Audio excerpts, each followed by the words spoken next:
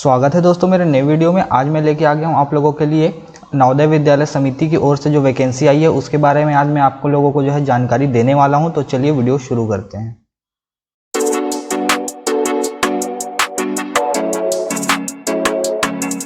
जय जोहार दोस्तों, स्वागत है मेरे YouTube चैनल में। जैसा कि मैं आप सबको बता दूं, मैं जो है छत्तीसगढ़ के जॉब से रिलेटेड अपडेट्स अपने चैनल पे बिल्कुल डे टू डे डालते ही रहता हूं।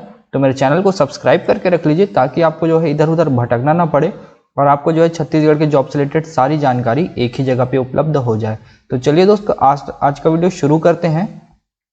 यहाँ पे देख सकते हैं आप जो है नवोदय विद्यालय समिति के ओर से जो है आपका वैकेंसी जो है जारी किया गया है। यहाँ नॉन टीचिंग पोस्ट के लिए जो है भर्ती निकाली गई है 2024 की स्थिति में। ठीक है, यहाँ पे आप सब देख सकते हैं नाम, recruitment of female staff nurse, ठीक है, assistant section officer, audit assistant, legal assistant, junior translation officer, ठीक है, stenographer, computer operator, catering supervisor, junior secretarial assistant, ठीक है, HQRO कैडरे, ठीक है, जूनियर सेक्रेटरियल असिस्टेंट JNV में, ठीक है।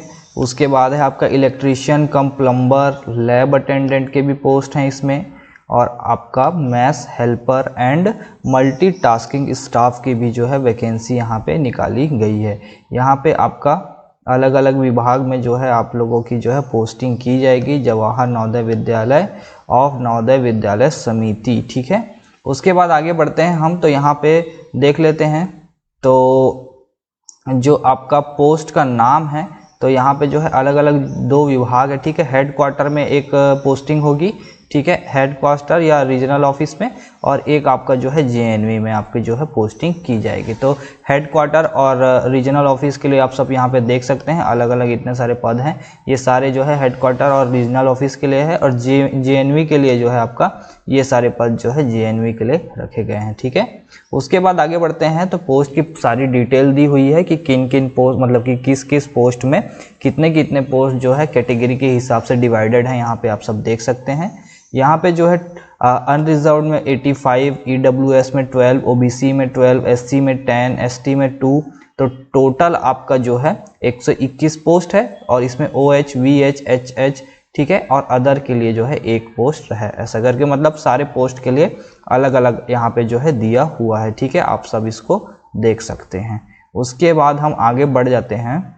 अगर ये PDF आपको चाहिए होगा तो आप जो है टेलीग्राम चैनल में जाकर डाउनलोड कर सकते हैं। मेरे टेलीग्राम चैनल का लिंक मैं अपने डिस्क्रिप्शन में, इसी वीडियो के डिस्क्रिप्शन में दे दूंगा, तो आप वहां से जाकर टेलीग्राम चैनल ज्वाइन भी करके रख लीजिए ताकि आपको जो है भर्ती से रिलेटेड आगे कोई भी जानकारी जो विभाग द्वारा जारी की जाती है वो सारी जानकारी मैं अपने टेलीग्राम चैनल पे जो है बताता रहता हूँ, ठीक है।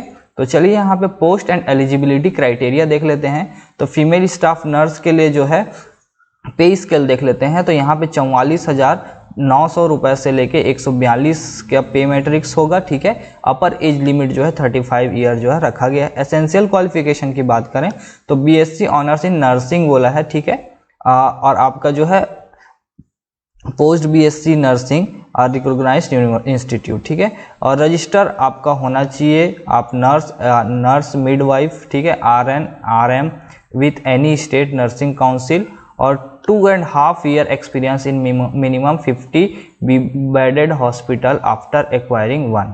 आपके पास ये सारी जो है योग्यताएं होनी चाहिए, और working knowledge in Hindi, regional language and English, ठीक है। उसके बाद असिस्टेंट सेक्शन ऑफिसर की बात करें, सैलरी यहाँ पे लेवल 6 की पेमेंट मिलने वाली है 35,400 से लेके 1,12,400 रुपए, ठीक है। उसके बाद यहाँ पे आप सब देख सकते हैं बैचलर डिग्री मांगा गया है, आपका 3 ईयर एक्सपीरियंस मांगा गया है एडमिनिस्ट्रेटिव और फाइनेंशियल मैटर में गवर्नमेंट या ऑटोनोमस ऑर्गेनाइजेशन के अंदर। ऑडिट असिस्टेंट की बात करें तो यहाँ पे आपका लेवल जो है रहेगा पे मैट्रिक्स का वो 3 या 6 रखा गया है।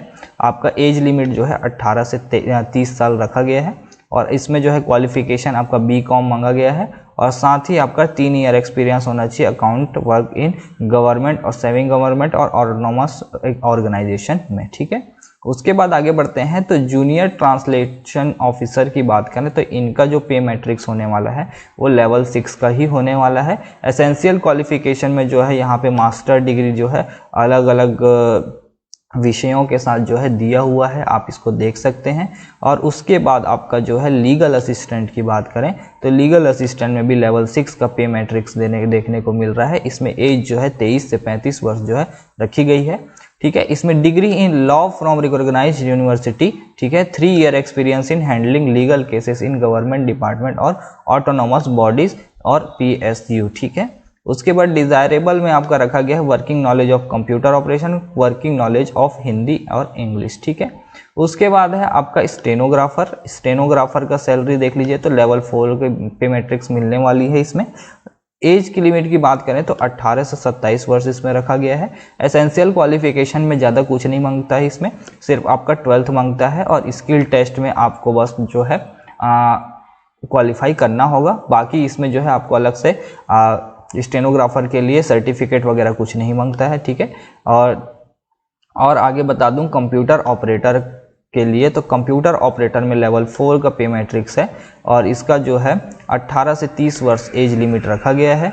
और आपका जो है इसमें एसेंशियल क्वालिफिकेशन है BCA BSc और computer science IT from recognised university, ठीक है। आपका ग्रेजुएशन होना चाहिए किसी भी सब्जेक्ट के साथ और BTech अगर आपका है तो भी चलेगा, ठीक है। उसके बाद आगे बढ़ते हैं तो कैटरिंग सुपरवाइजर का पोस्ट है, यहाँ पे लेवल 4 का पेमेंट मिलने वाला है 25,500 से लेके 81,100 के बीच और अप टू जो है आप एज जो रखा गया है वो 35 वर्ष रखा गया है। और एसेंशियल क्वालिफिकेशन में bachelor degree in hotel management और उसके बाद है आपका trade proficiency certificate in catering with minimum 10 year service in defence service of regular establishment, ठीक है। ये सिर्फ एक्स सर्विसमैन के लिए ही जो है रखा गया है। और उसके बाद है आपका जूनियर सेक्रेटरियल असिस्टेंट, ठीक है। ये हेडक्वार्टर और रीजनल ऑफिस में आपका पोस्टिंग किया जाएगा। तो यहाँ पे आपका जो एज लिमिट रखा गया है 18 से 27 वर्ष। पे मैट्रिक्स की बात करें तो लेवल 2 का पे मैट्रिक्स आपको मिलने वाला है। और यहाँ पे आपका ज़्यादा एसेंशियल क्वालिफिकेशन नहीं है, सिर्फ आपका 12th मांगा गया है और आपका जो है मिनिमम स्पीड ऑफ 30 वर्ड पर minute in English type writing और 25 word minute in Hindi type writing बोला गया है, ठीक है। या फिर आप जो है passed +2 level of senior secondary CBSE board से या स्टेट बोर्ड से secretarial practice and office management में एज अ वोकेशनल सब्जेक्ट के साथ अगर आप पास किए हैं तो आप जो है इस पद के लिए एलिजिबल होंगे, ठीक है। उसके बाद आपका देख लेते हैं आगे जूनियर सेक्रेटरियल असिस्टेंट JNV के लिए। तो JNV में भी जो है आपका सेम ही जो है रखा गया है सारी चीज़ें। उसके बाद आगे बढ़ते हैं तो यहाँ पे इलेक्ट्रीशियन कम प्लम्बर का भी पोस्ट रखा गया है। इसमें आपका लेवल 2 का पे मैट्रिक्स होने वाला है। एज लिमिट की बात करें तो 18 से 40 वर्ष रखी गई है। आपका 10th क्लास पास, ठीक है। ITI आपके पास होना चाहिए पर्टिकुलर इलेक्ट्रीशियन या वायरमैन से। और बता दूं आपको एटलीस्ट 2 ईयर एक्सपीरियंस होना चाहिए इलेक्ट्रिकल इंस्टॉलेशन और वायरिंग प्लम्बिंग में, ठीक है।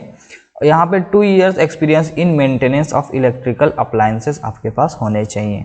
लैब अटेंडेंट की बात करें तो इनका जो लेवल 1 का पे मैट्रिक्स रखा जाता है तो इनका लेवल 1 का पे मैट्रिक्स है। एज लिमिट की बात करें तो 18 से 30 साल जो है रखा गया है। और एसेंशियल क्वालिफिकेशन की बात करें तो इसमें जो है 10th class pass with a certificate diploma in laboratory technique, ठीक है।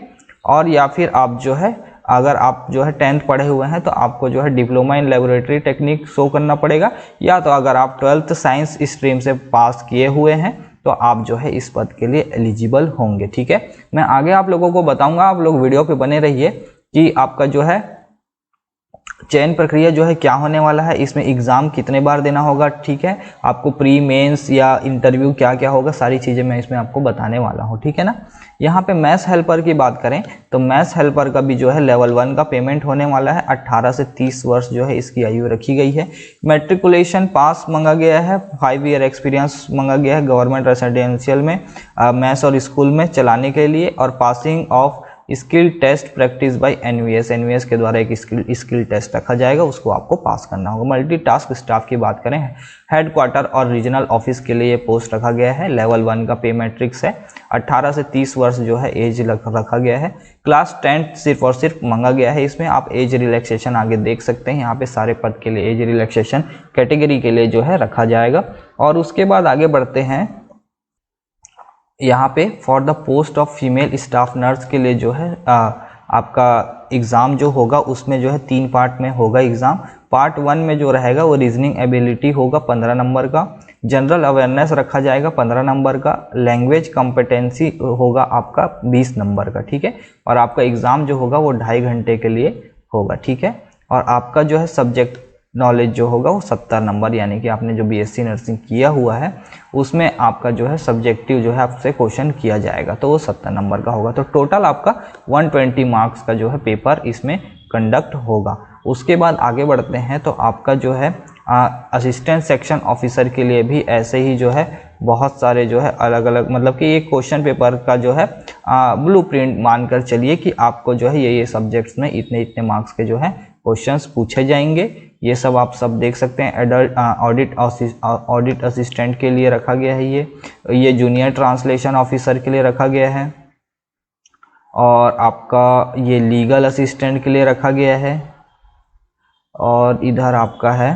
तो सारे पद के लिए जो है यहाँ पे सारी चीज़ें दी हुई हैं। कंप्यूटर ऑपरेटर के लिए भी जो है इसमें रखा गया है, और आपका ये है आपका कैटरिंग सुपरवाइज़र के लिए भी जो है इसमें एग्ज़ाम रखा गया है। आपका जूनियर सेक्रेटेरियल असिस्टेंट, मतलब हर एक पोस्ट के लिए आपका जो है एग्ज़ाम जो है इसमें कंडक्ट होने वाला है।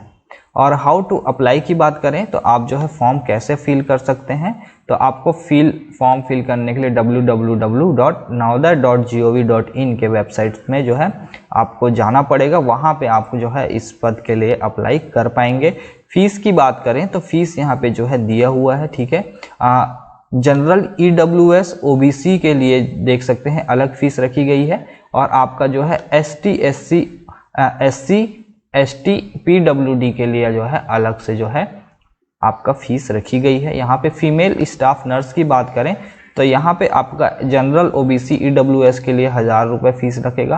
प्रोसेसिंग फ़ीस की बात करें तो 500 रुपये लगेगा, और जो है टोटल आपको 1500 रुपये फीस पे करना होगा। इसमें जो है आपको अगर ST SC और PWD से बिलोंग करते हैं तो सिर्फ 500 रुपये देना होगा सारे पोस्ट के लिए, ठीक है। ST SC के लिए बता रहा हूँ। और अगर आप जो है जनरल EWS OBC से बिलोंग करते हैं तो स्टाफ नर्स के लिए आपको 1500 देना होगा, और बाकी सारे पदों के लिए जो है आपको 1000 रुपये फीस देना होगा, ठीक है। उसके बाद आगे बढ़ते हैं तो application print out will also have to be submitted during document verification at the time of interviews, ठीक है। आपका इंटरव्यू होगा, डॉक्यूमेंट वेरिफिकेशन होगा, ठीक है, along with the self attested copy of certificate in support of age, qualification, experience, caste, non creamy layer, benchmark, physical disability and economical weaker section as applicable, ठीक है। तो दोस्तों आप लोगों को यहाँ पे बता दूँ, अभी जो है इसका एग्ज़ाम फॉर्म फिल होना स्टार्ट नहीं हुआ है।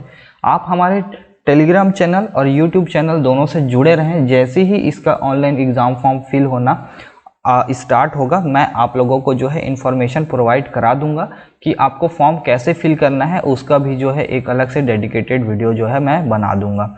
तो दोस्तों वीडियो पसंद आया होगा तो वीडियो को लाइक, शेयर, कमेंट और चैनल को सब्सक्राइब जो है ज़रूर से कर दीजिए। धन्यवाद।